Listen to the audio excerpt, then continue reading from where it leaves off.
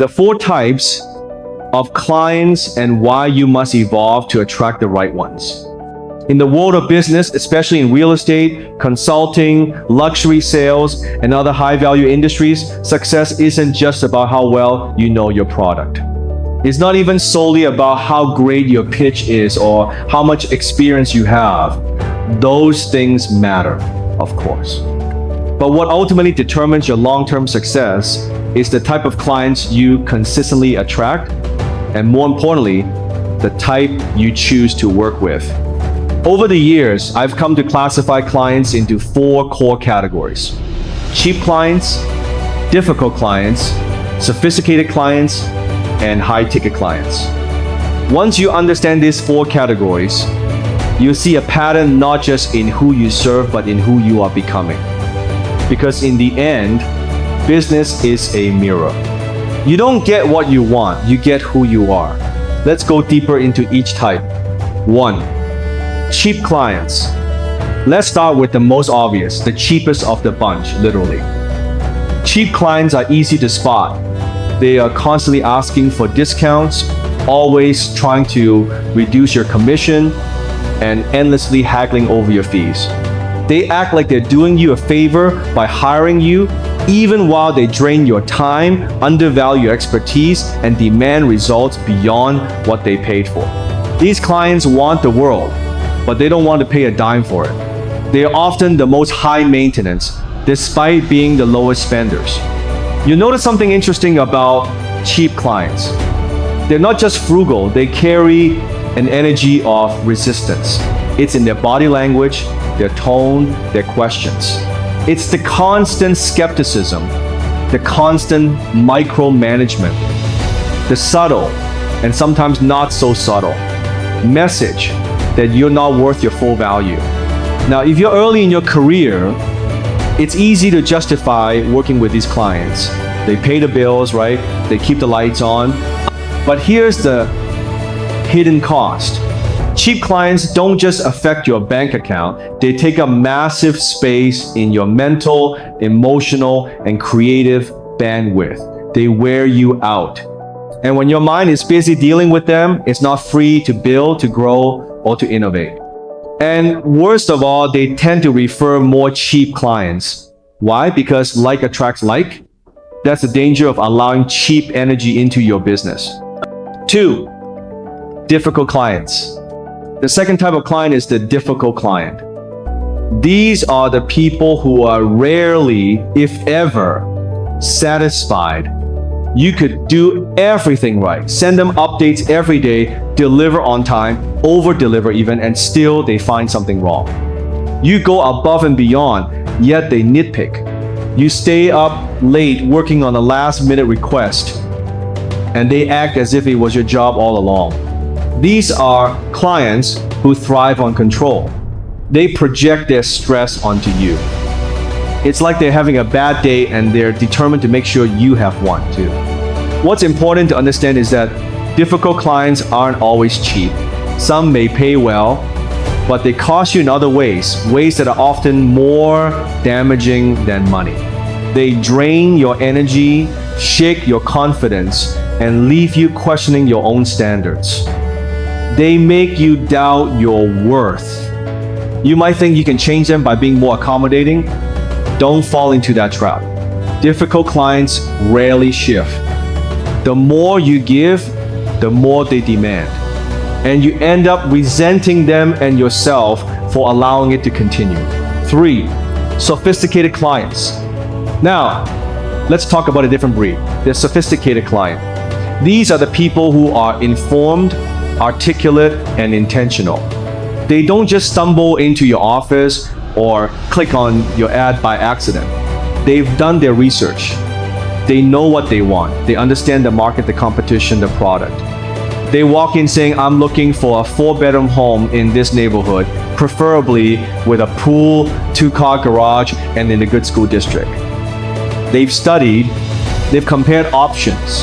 They don't ask amateur questions, and they don't waste your time. These clients are often respectful.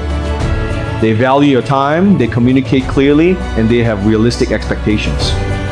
Working with them is often smooth and professional. but they're also analytical. They don't buy impulsively.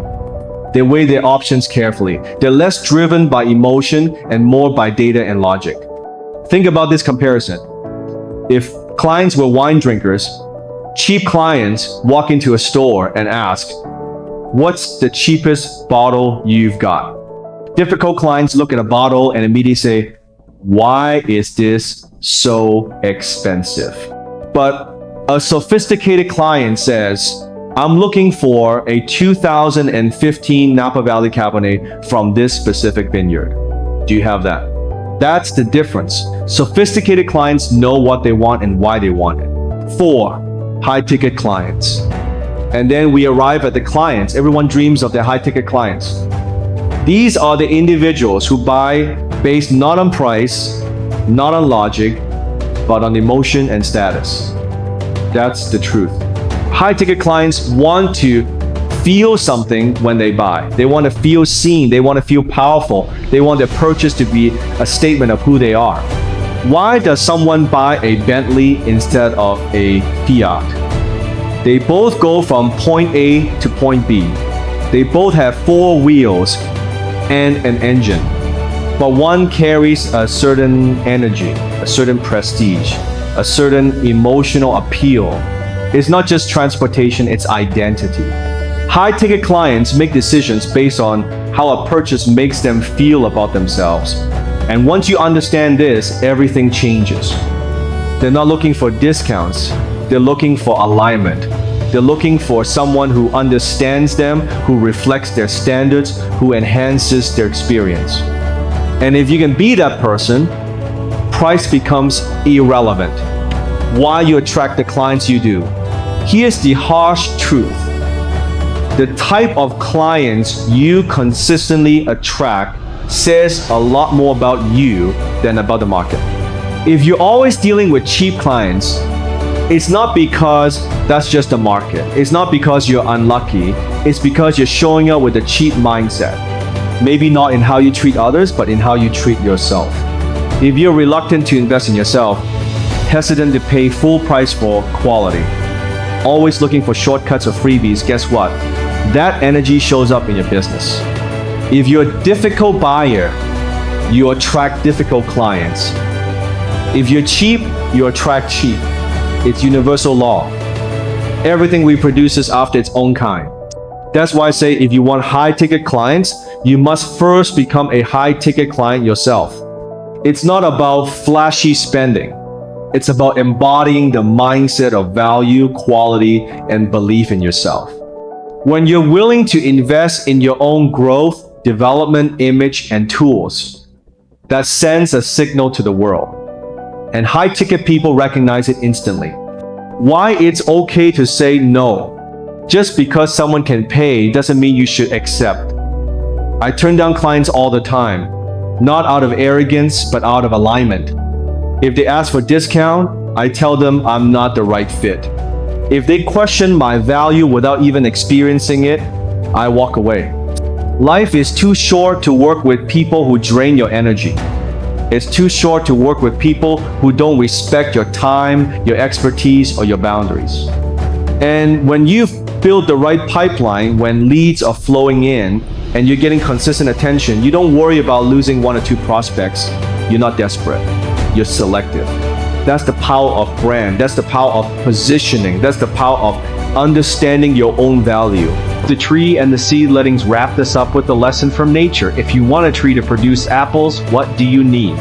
You need the right seed. You need an apple seed, not a mango seed, not an orange seed. Everything else, water, sunlight, soil, care comes after the seed. But if you plant the wrong seed, nothing else will matter.